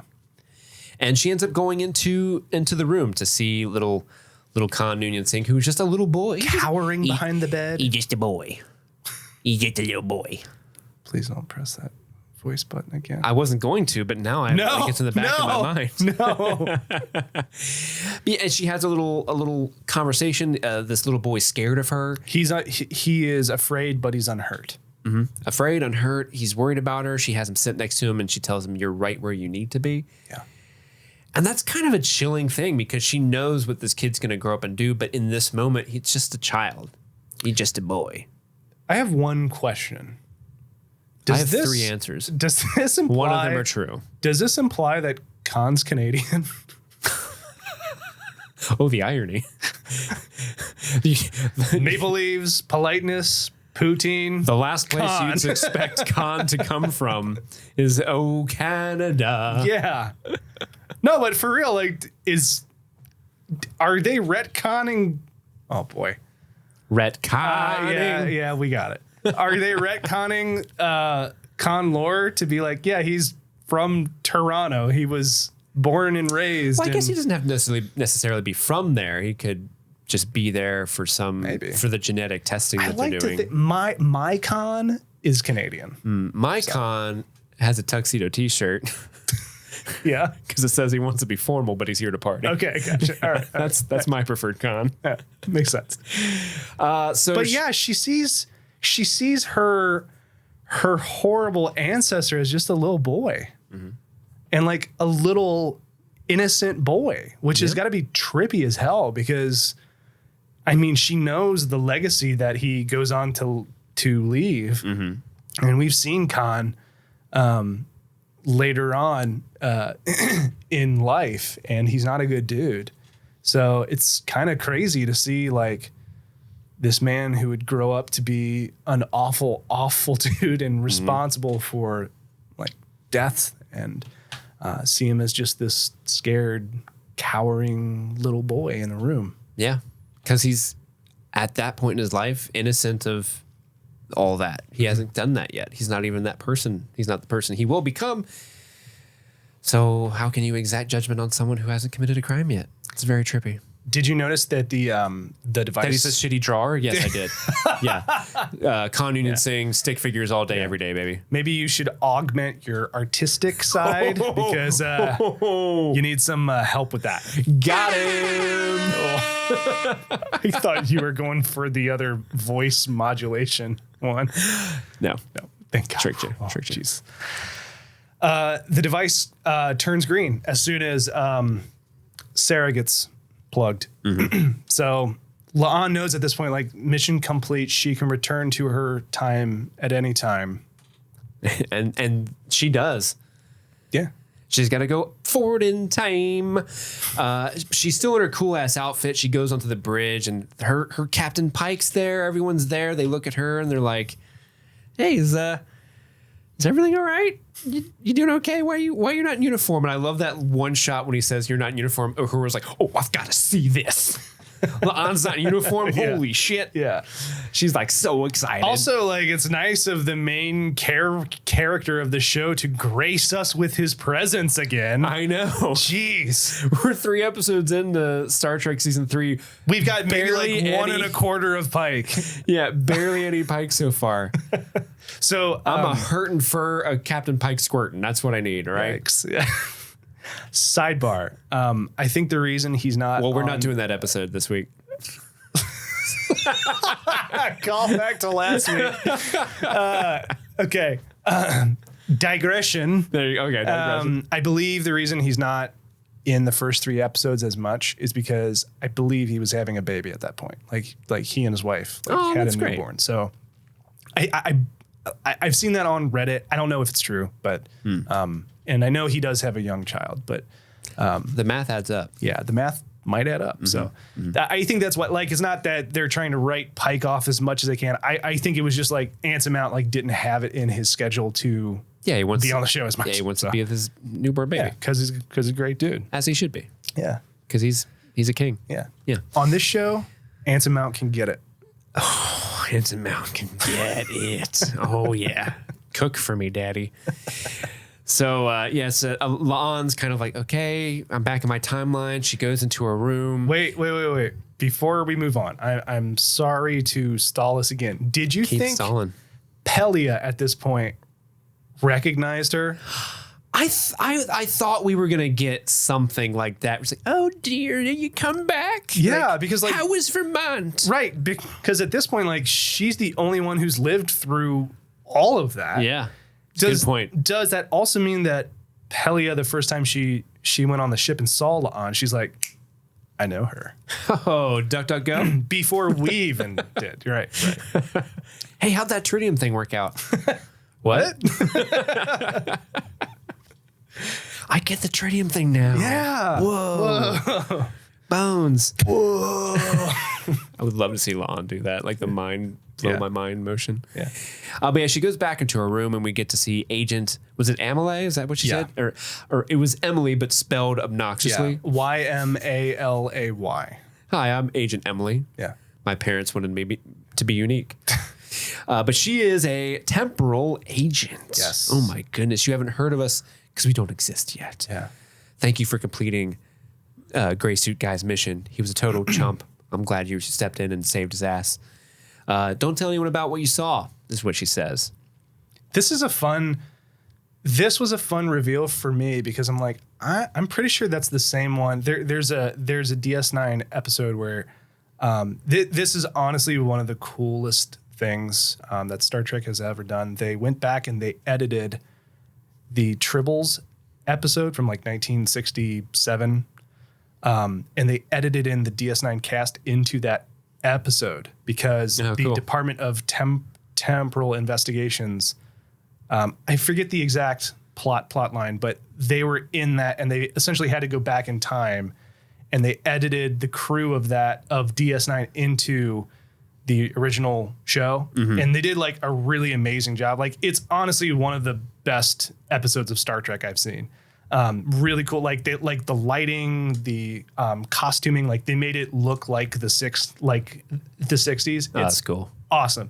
But I believe that was the first introduction of this like temporal investigation unit. So it was cool to see that like callback. And then I was thinking like, wasn't there a temporal agent group in Disco? And so I looked it up, and so I'll read what I read. Okay. The main organization introduced in Discovery's 3rd season is the Temporal Accords, which is an agreement that governs time travel in the 32nd century. It is overseen by the Temporal War Department. This department is responsible for ensuring compliance with the Accords, investigating temporal anomalies, and maintaining the timeline's integrity. So related, but I love that like we're getting a little bit more of this like sprinkled into Trek. Even though I don't like time travel, like that they're like staying consistent. Yeah, with this whole thing. it's something they've introduced in the past, and they're bringing it in when necessary. Yeah. But not lean. I like that they don't lean on it. Yeah, but they just when it's fun and makes sense for them to be there, they're there. Yeah. But yeah, she tells La'an, you protected the timeline in a way no one else could have because she is a Singh and a Noonien-Singh.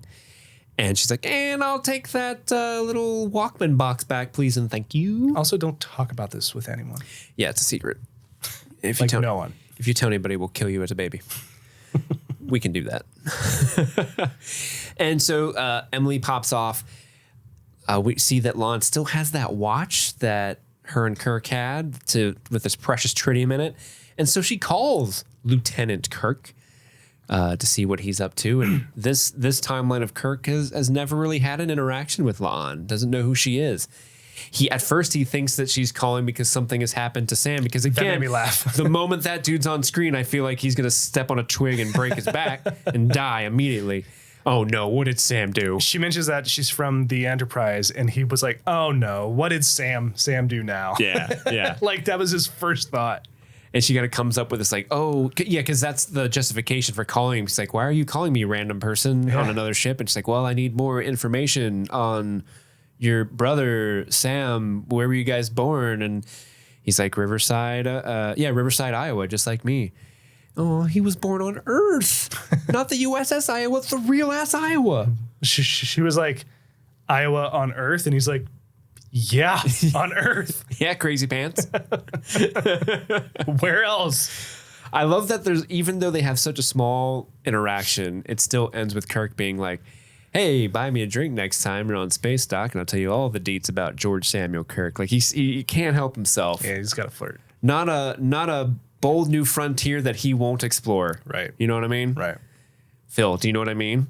Do you know what I am saying? Bold new frontiers. I get it. Where no man has gone before. Yes, Phil, I got do you it. get me? Yes, I got it. Do you get me, Phil? Knuckles me, Phil. Yeah, baby. And then La'an cries. It's very sad. Yeah. Because she can't. She has like a good proper cry too. Like, again, have not seen this gear from her. She's always pretty like cold and stoic, and she just lets loose. And it honestly is really sad, 'cause she's been through this very traumatic event. She saved the world, basically. She can't tell any of her friends. And then she made a very important relationship with someone that she watched die, saved him, but they don't know who she is and she can't talk about it. I'm smiling not because it's funny, but because of what somebody in the room said at this moment. You want to tell that story? Yeah, so Phil and I were watching the episode, and my girlfriend Erica had come over, and she also has been watching the show. And so when she starts crying on the couch, Erica just goes, will this woman please go into therapy already? which is funny. Yeah. But, I mean, it's a good point, because La'an has gone through some shit. She's got the Gorn. She's got this whole thing that she can't talk to anybody about. Like, she's got a lot of stuff bottled up. She needs to talk to somebody about it. Maybe if there was a counselor, Deanna Troi, I think that would be a useful position to have on this Enterprise. Sure.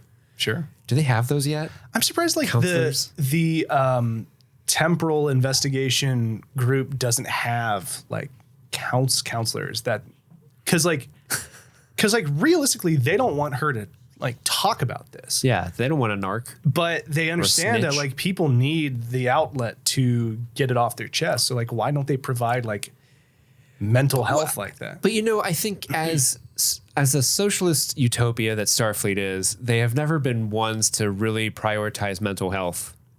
But I mean, like Deanna Troi was on the ship for like counseling. She was on a ship. Every other ship does not. She was on an Enterprise, though. Of course, it was in the future. Yeah. But we have counselors here now in schools. Like this is not a new concept. Yeah. So they should have a counselor on Enterprise.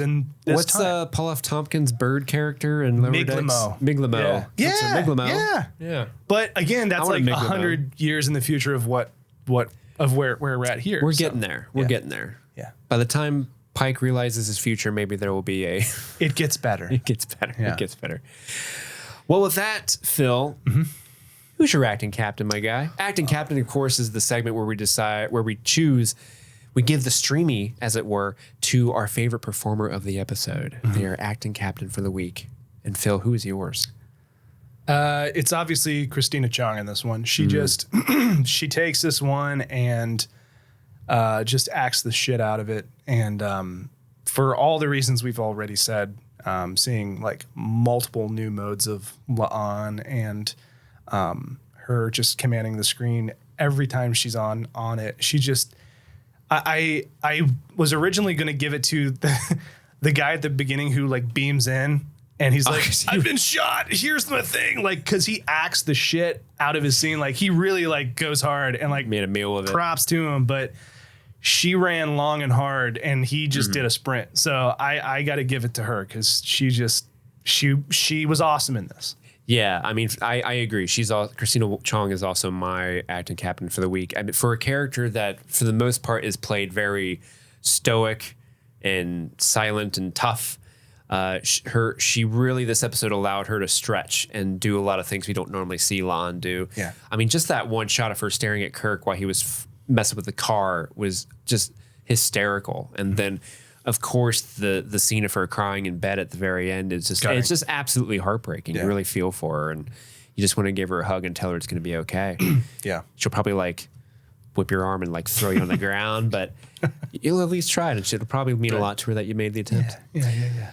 What was your favorite moment of the episode? Your captain's log. Ooh, captain's log. Start date 06/29/23. Point what? 0.79. 79. Yeah, really? 79. Yeah. Okay. Not nice. I'm not gross. This is a family show, sir. To be fair, it should be only one digit. Yeah, I know, but I'm. You might make fun of me for this. What is it? It's the hot dog. It's the hot dog. I knew it was the hot dog. Because you are a wiener. I am a wiener. I own 2 wieners. Yeah. 2 wiener dogs. But no, the whole thing from the chest sharking all the way up through like the hot dogs, and then ending with his like, the whole life is short. Enjoy hot dogs while you can. I really like that scene. Good choice. Yeah, because it was really, really funny. It introduced a level of silliness that I love in my Trek. Like you and I were just, how did he make all that money off planes? Yeah. Like that stuff is so fun to goof off on. Yeah. And then he's charming. She's great. He goes to get a second hot dog at the end of the scene, and then he looks at the sunsets, and it becomes poetic and a little tragic and sad, but also inspiring, because even though like he's never seen a sunrise or sunset on Earth before, 3 times in 1 week, folks. I know. He's never seen a sunset before on Earth. He's still able to see it and then just enjoy it and not be devastated by that, Yeah. And I think there's something very inspirational about that. And I like it quite a bit. You know, it would be inspirational to me if the merch store could have some sort of a shirt that had a diagram of sunrise and sunset that we could all wear. You aren't allowed to buy it. We all have to wear it so you can refer to it when you're talking about the sun going down. It's the one bit of streaming things merch I specifically am not allowed to wear. You are not allowed to wear it because you need it. It's like just one circle that's like people who know the difference between a sunrise and sunset, and then like another circle that's in Steve. Actually, you know what I'm going to make you? I'm going to learn how to do like a cross stitch. And I'm going to make a cross stitch of that, and then I'm going to put it on a wall in the studio. Mm-hmm. So whenever you need it, you can just look up. Oh yeah, sunset goes down, sunrise goes up. That's right. Got it. But that's not going to be with me when I'm out and about. I'm going to be so. Where's my cross stitch? Maybe we'll make you a friendship bracelet that has it on it. Hey, I mean, there's got to be a Swiftie around here somewhere that has one. Yeah. But what's your captain's log? When she sees Khan as a young kid, humanizing Khan, I don't believe has ever been attempted in Trek until now. Like, not to this degree. And it was really amazing to see, like, essentially like the Joker to Batman Kirk and Khan, like seeing this genocidal dude who goes on to do really bad things as like a little kid was a really like strong moment, I think, and one that I didn't expect at all. Like when, like if you told me there's a really big reveal in this later on, I wouldn't have. I don't think my mind would have gone to Khan. So yeah, same. Yeah. So seeing that was like a really cool, like, oh, okay, like this is a neat idea, and I like what they're doing here. So. Yeah, like I mean, the original idea that I had for this segment was called Iconic Moments. And I remember you were like, no, Khan's not in this. He's not in this Trek. Let's keep it to Strange New Worlds. I really screwed the pooch there. Where we find ourselves. I know, you were right. I was wrong. Man enough to admit it. With that, Phil, would you like to open up some comms and let's do it up. So this is the part of the episode where we welcome other captains of Star Trek, other listeners of the show, to write in and ask us questions about Star Trek itself. Okay. All right. Are you ready? Yeah. Let's do it. This message comes from Aaron Tron Bond. One of my favorite people. He writes to Steve and Phil on the Streaming Things podcast. First-time listener, forever fan of Dude and Geek for any and all things Trek. I have a question. Out of the established canon of Star Trek captains, which captain would you like to serve under, and as what capacity on the ship or space station, and why? Well, I'm going to ask you this first. Okay. So go on there. Oh, I thought you were going to ask me like okay. That question. The question you just read? I thought you were like, well, before we tackle this, let me ask you a question. Like you were going to clarify about his. Right, I did ask that in a weird way, but what I meant was I'll let you answer this first. Sorry. Okay, which captain would I like to serve under the most? Okay, I'm trying to think. So like, my gut instinct, my gut reaction is to say Pike. Just because he's so nice and welcoming, he'll cook you a meal. Yeah. He's a cool dude. He cares about his crew. They all care about the crew. Right. So in the interest of like doing something different, I want to try to think of someone different. It wouldn't be Picard. I love Picard. I love watching Picard as a captain. Would not want to serve under him. Yeah. He and Riker are a little. Well, he's stuffy, but he and Riker are also a little too loosey-goosey with their... what? There's a portal straight to hell? All speed, go. Play Nightbird. Warp 9. Warp 9. Mark, go into the portal. Maybe... Ooh. I do love me some Saru. Ooh, yeah. Okay. That's I do a bold love choice. Saru. Maybe not the finest or bravest. I would argue he's definitely one of my favorite Starfleet captains, but I love great. Saru from Discovery. So would you rather serve under him than Burnham? That's a good question. Burnham, they're both great. Yeah. I think I just am fascinated by Saru just because he's like a big, tall Doug Jones alien man. And That's fine. When he walks, it looks like he's wafting his butt. Yeah. Like he farted and he's like, ooh, let me dissipate that. He's forever he's forever crop dusting the the ship. Okay. So it's Saru / Burnham, one of those two. Okay. Because I would definitely work in engineering because then I could work with the cool mycelial network engine, but also work with Tig Notaro. Okay. All right. And Tig Notaro's maybe my favorite engineer. So you just want to be friends with Tig. Tig in space. So I love it's that not shit. that you care so much about like the captain. You just want to be on the ship that Tig's on. I just need an in with Tig Notaro. Okay. Hey, I get it. That's as good a reason as any. So What about you, man? Cisco.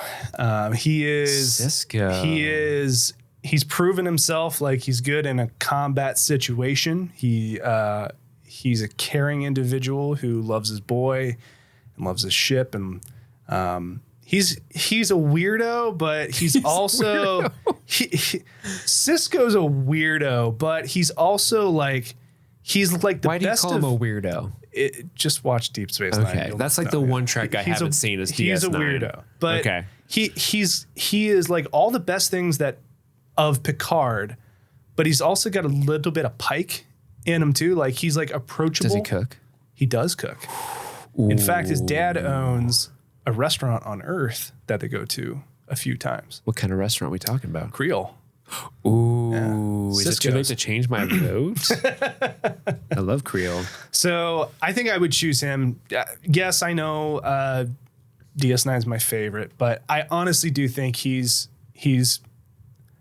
the finest captain that I would serve under. And I mean, like Pike's right there behind him though. So yeah, just depends on the day. But I think overall Pike is a little bit weaker in a combat situation than Sisko. Sisko just kicks too much ass. So, but if I'm being honest, like if we're trying to pick, like we get to choose our station, like Aaron had told us, I would rather be on the exploration heavy vessel than the wartime vessel. Right. But that's the thing. Like I want to be in engineering so I can work with Miles O'Brien on Deep Space Nine because I love that station. And I love Miles O'Brien. Hang out with him and Bashir in the old holodeck. That's So oh man, they're gonna have to scrub the holodeck filters extra hard. Not like that. They do kayaking. They do like battle holodeck stuffs. They don't get creepy in there. That's more of a Riker move. That's true. Yeah. Computer. Put on the program where I hit on everything that moves. What's that? Yes, that's every program that I'm gonna play Nightbird. What did I call it last week? Scat Cat. Probably. this one's Scat Cat. Play Shag Ass. Well, Phil, that concludes our coverage of episode 3 of season 2 of Strange New Worlds. Tomorrow. Thank you as always for joining me on the pod. Thank you. Oh my gosh. Let's have a hot dog together. Can we eat it from both ends? Oh, maybe just to get tramp closer it? and closer and closer. Oh, ideally. That's the only way I like to eat a hot dog. And then kiss? Yes. Okay, Mwah. cool. Well, listener, if you would like to ever write in your own messages for the opening up the comms section, you can always do so. You can email us at streamingthingspod@gmail.com. Follow us on Twitter at streamthingpod. You can follow us on Instagram, streamingthingspodofficial. That's actually the best place to follow us on socials. We're super active on there. We do have a website now as well at streamingthingspod.com. We have video capability on Spotify. Spotify is our official podcasting host from now on. So if you're listening to this on anything other than Spotify, that's cool. But consider watching us on Spotify because you can see us there as well as listening to us. My name is Steve. I'm Spock. And I'm Steve. And I'm James T. Kirk. And this was Streaming Things. Happy streaming. I'm watching you. Don't fucking do it. Oh, yeah? No! No!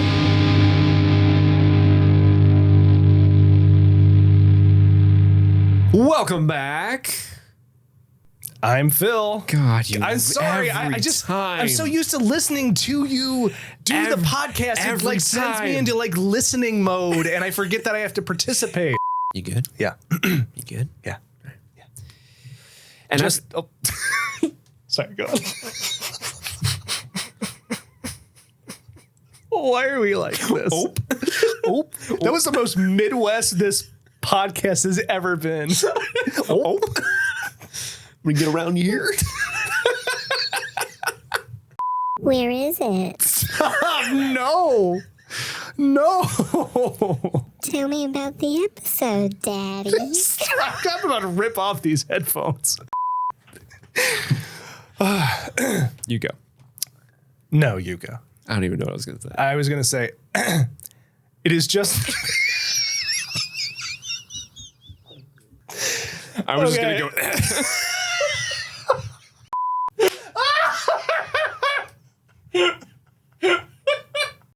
Oh, Okay, can we don't disappoint me. can we go back?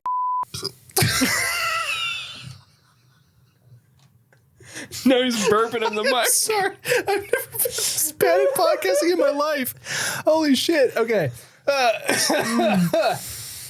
Cut all this out.